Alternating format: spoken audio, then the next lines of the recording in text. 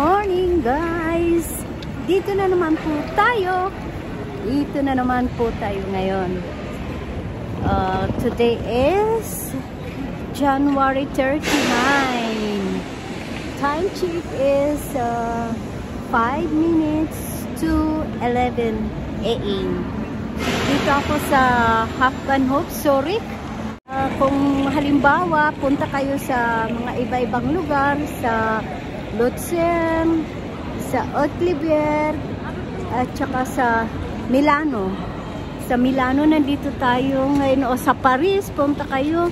Nandito yung mga connection. O, dito, makikita nyo naman guys. So, ayan. Yan. Diyan nyo lang makikita. Tapos may mga glides kung saan platform dito. Halimbawa ito, glides 11, glides 9, ayan, platform 9. Ito yung sinakyan ko.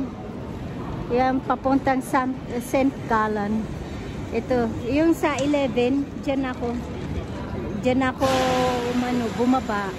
Tapos ngayon pa mga 11:09 papunta na yan sa Flughafen, sa airport, sa Oerlikon.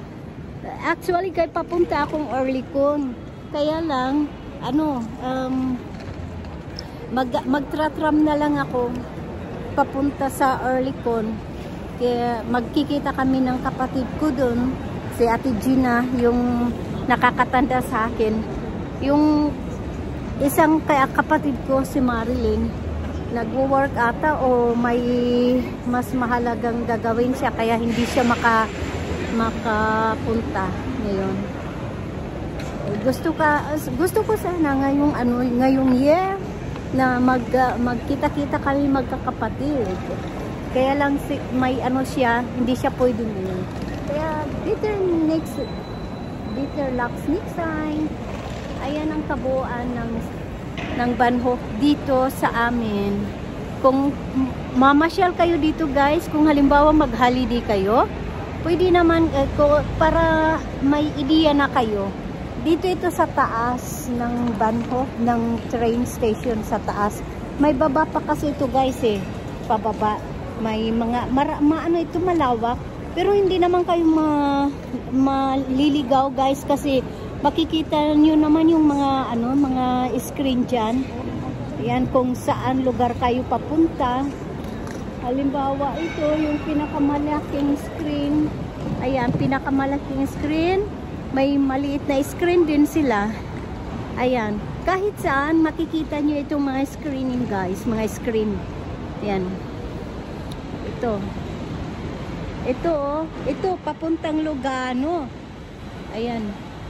Peninsula, yan Lugano. Sa Lugano, mga na yung mga salita nila, Italiano. Kasi malapit na sa Italy yun Ito, yan. Yun yung sinasabi ko guys, makikita nyo. Ito yung papunta sa amin pabalik sa Zug. Kasi sa Zug kami. Yung Zug guys, yan, between Zurich and Luzern. Yan. Interesting. Ang lawak-lawak. At saka guys, hindi kayo magugutom yan. Lunch yan. Bar lounge. Pwede kayo dyan mag-drinks, mag-snack-snack. Meeting point. Malamig guys. Pero hindi na masyadong talagang malamig na malamig. Kaya lang nagdra-dry yung lips ko. May balsam ako dito. Kaya lang mamaya ko nakukunin pag nasa tram na ako. May time pa naman ako guys kasi sabi ko sa kapatid ko na mga before 12 magkita kami doon sa Oerlikon. Diyos ko. Ayan, baba tayo.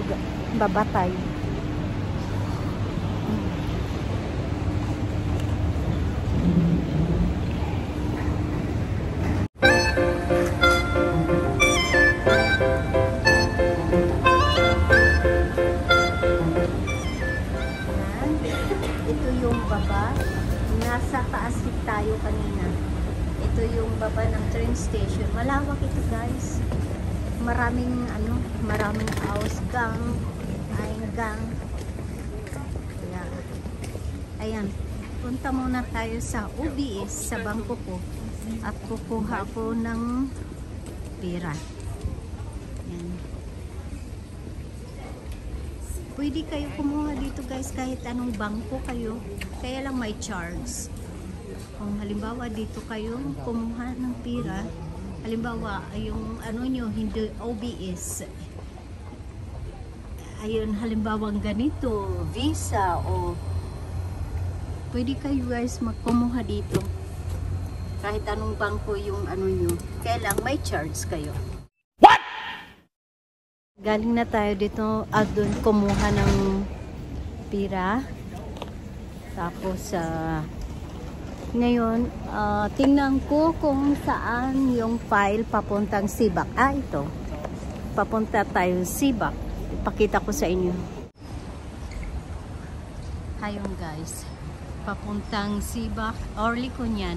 Kaya pwede tayo dito dumaan. Pwede doon din. Kasi sa kabila papunta yan sa mga shopping center. Doon sa mga shoppingan. Dito tayo pataas. Ang aga ko, sinabi ko sa kapatid ko mga before 12 o'clock. Kaya lang pwede naman tayo doon maghintay.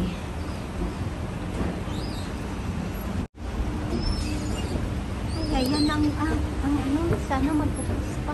Ay, hindi pa pala. Ano ito? Ibang ano. 14 yung sasakyan natin. Yung 14 o 10. Yung 10. Sorry, Flughafen. Pwede tayo sumakay guys ng ano, yung 10 o yung number 14 o yung number 10. Yan. Kasi isang wheel lang yun papuntang Orlicon. Antayin na lang natin. Mga 4 minutes pa sa Sibak. 4 minutes.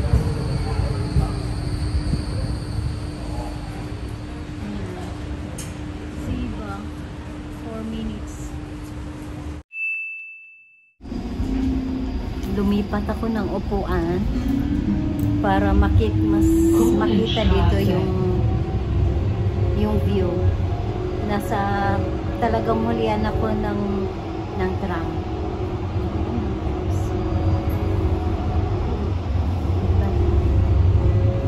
Ako lang mag-isa dito sa buntot ng tram. At least mag-iingay man ako, walang makakarinig mo siya. Kasi dito mga tao ayaw nila ng maingay. Gusto nila tahimik lang. Guys, kung hindi niyo naman afford na mag-ano talaga sa hotel, halimbawa magbakasyon kayo dito, mag-round trip kayo dito sa Europe, lalo na dito sa Switzerland namin kasi ito talaga napakamahal na bansa. May mga nagsasabi na carry lang daw, kasi carry lang sa kanila kasi nagtitipid talaga sila. Yung iba sa mga turo-turo lang kumakain o sa mga grocery, makakatipid ka talaga. Pero kung mga talagang totoong restaurant, Diyos ko day, kung basta yun na lang yung ko para makatipid kayo. Halimbawa na lang kayo sa mga grocery, bumili kayo doon, makakatipid talaga kayo.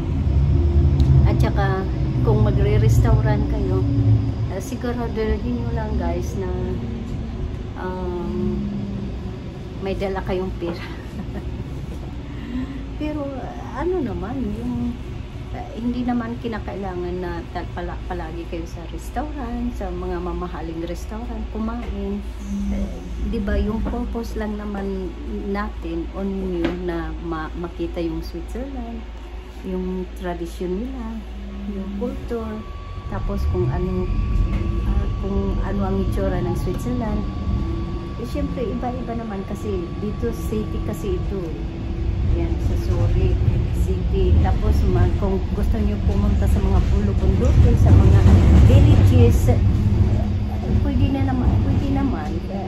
Magkunik-kunik lang kayo sa train.